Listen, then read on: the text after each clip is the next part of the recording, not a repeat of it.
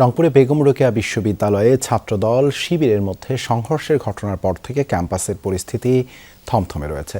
মোতায়েন রয়েছে অতিরিক্ত পুলিশ।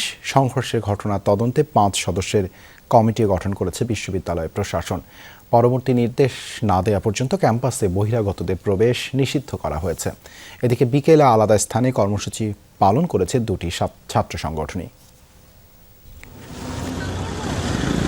ছাত্রদল ছাত্র শিবির সংঘর্ষ ঘিরে সোমবার রাত থেকেই উত্তপ্ত রংপুরের বেগম রোকেয়া বিশ্ববিদ্যালয়ে। সংঘর্ষের ঘটনায় ক্যাম্পাসের সামনে শহীদ আবু সাইদ চত্বরে বিকেলে বিক্ষোভ সমাবেশের ডাক দেয় দুই সংগঠনই। সংঘাতের আশঙ্কায় 144 ধারা জারি করতে প্রশাসনের কাছে আবেদন করে বিশ্ববিদ্যালয় কর্তৃপক্ষ।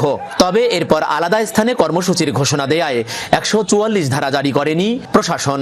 বিকেলে বিশ্ববিদ্যালয়ের প্রধান ফটকের সামনে বিক্ষোভ সমাবেশ করে ছাত্রদল, যুবদল ও স্বেচ্ছাসেবক দল। নেতাকর্মীরা বলেন, দেশে আবারও অস্থিতিশীল পরিস্থিতি তৈরির চেষ্টা করছে ছাত্র শিবির। আমাদের নিরস্ত্র ভাইদের উপর সশস্ত্র হামলা চালিয়েছে এবং তারা বাংলাদেশকে আবারও স্থিতিশীল করার জন্য যে পায়তারা করছে। আমরা আজকে ছাত্রদলের নেতৃবৃন্দ আমরা আজকে এখানে জড়ো হয়েছি এই অস্থিতিশীল পরিবেশকে যেন কোনোভাবে অস্থিতিশীল নয়, স্থিতিশীল করার জন্য।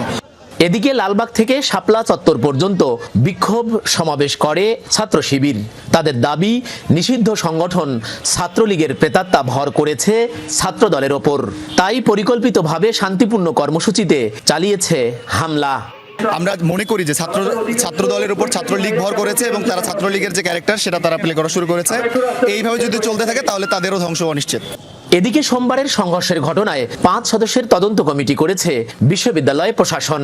পরবর্তী নির্দেশ না দেয়া পর্যন্ত ক্যাম্পাসে বহিরাগত সহ সকল প্রকার যানবাহন প্রবেশও নিষিদ্ধ করা হয়েছে।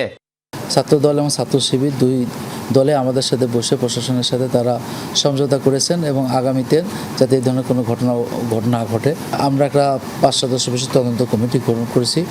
কেন এই ঘটনাটা ঘটলো, কেন এটা এই তদন্ত এবং ফুটেজ দেখে সাক্ষ্য প্রমাণের মাধ্যমে আমরা তাদেরকে শনাক্ত করতে চাই। দুই ছাত্র সংগঠনের মধ্যে সংঘাতের ঘটনায় সাধারণ শিক্ষার্থীদের মাঝে আতঙ্ক ছড়িয়েছে। ক্যাম্পাসে ছাত্র রাজনীতি চালু না করার পক্ষে মত তাদের। প্রশাসনের তত্ত্বাবধানেই বলা চলে এক প্রকার আবার রাজনীতি এই ক্যাম্পাসে কায়েম রয়েছে। এটা আমাদের জন্য আসলে সাধারণ শিক্ষার্থীদের জন্য চরম হতাশার। কোনো শিক্ষার্থী সংগঠনের আবেদনের প্রেক্ষিতে নয়, বরং যদি ছাত্র রাজনীতি আবারও চালু করতে হয় তবে শিক্ষার্থীদের গণরায়ের ভিত্তিতেই আবার এই ক্যাম্পাসে ছাত্র রাজনীতি চালু করতে হবে। এর আগে সোমবার বিশ্ববিদ্যালয়ের স্বাধীনতা স্মারক চত্বরে জুলাই প্রদর্শনীর আয়োজন করে ছাত্র শিবির। সেখানে সালাউদ্দিন কাদের চৌধুরী, মতিউর রহমান নিজামী, মীর কাশেম আলী জুডিশিয়াল কিলিংয়ের শিকার লেখা ও ছবি সম্বলিত ব্যানার রাখা হয়। ছাত্রদল নেতারা ব্যানারটি সরিয়ে নিতে বললে দুপক্ষের মধ্যে বাগবিতণ্ডা হয়। এক পর্যায়ে বাধে সংঘর্ষ, আহত হন অন্তত 20 জন। সরকার, মাঝারুল মান্নান, যমুনা নিউজ, রংপুর।